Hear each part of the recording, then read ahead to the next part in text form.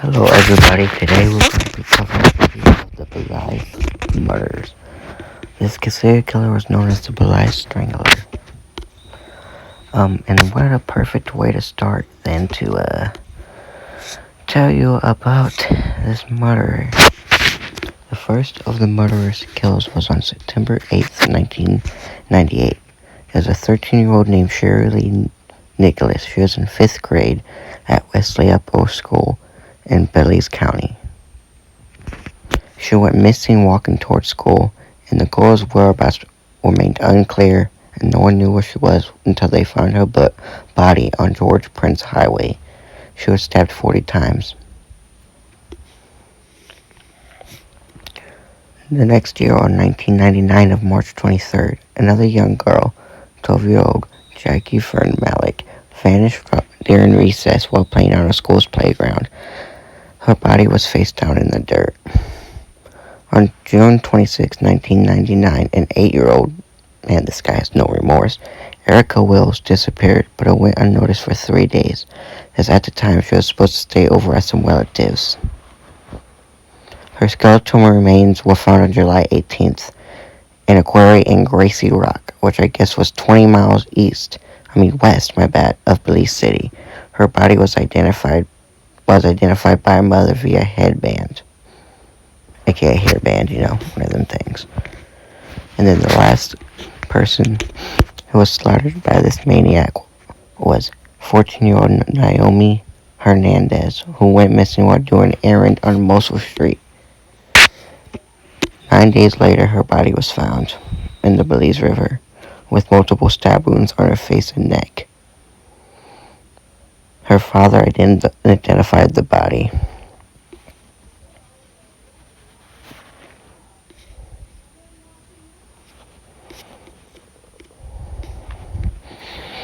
The killings were everywhere on the news. Nobody knew who did it. And no one didn't know who was going to do it.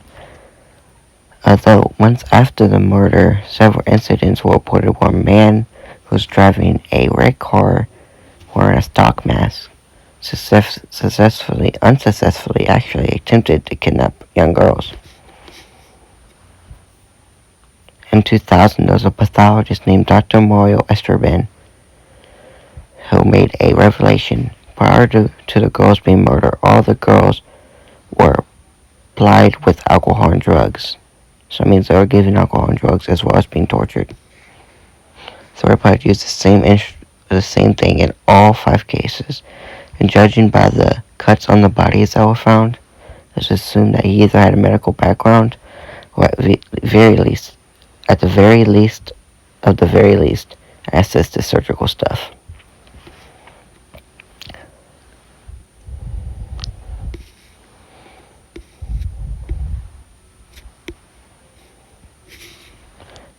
Now we're going to get into the suspects. Michael Williams.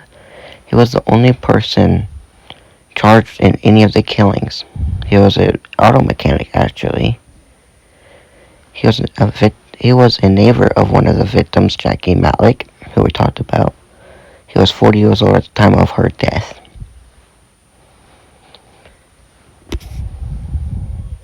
While in jail, Williams he went to jail, of course, and while he was in jail, he was accused of raping a 13-year-old girl a decade prior.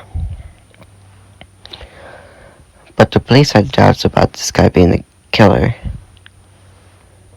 Police began to doubt when the victim, Erica Wells, disappeared while Williams was still in custody.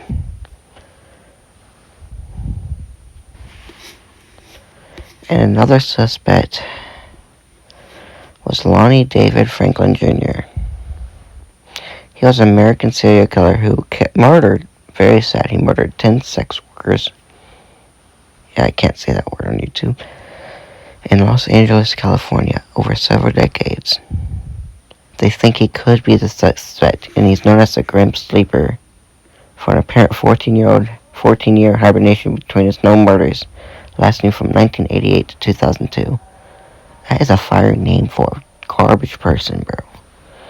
His claims that Franklin had connection to the country via his marriage to Sylvia Costello. Sorry if I smoked that.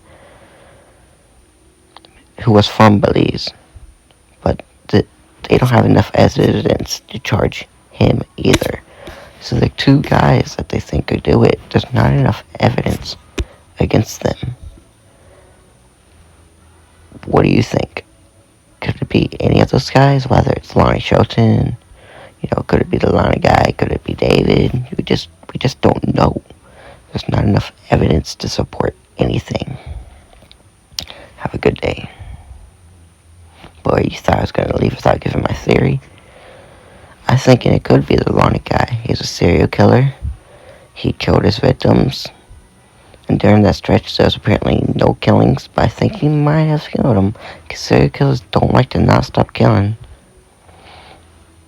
Yeah, it's probably the Lonnie guy, but there's just not enough evidence to say it's anyone. Have a blessed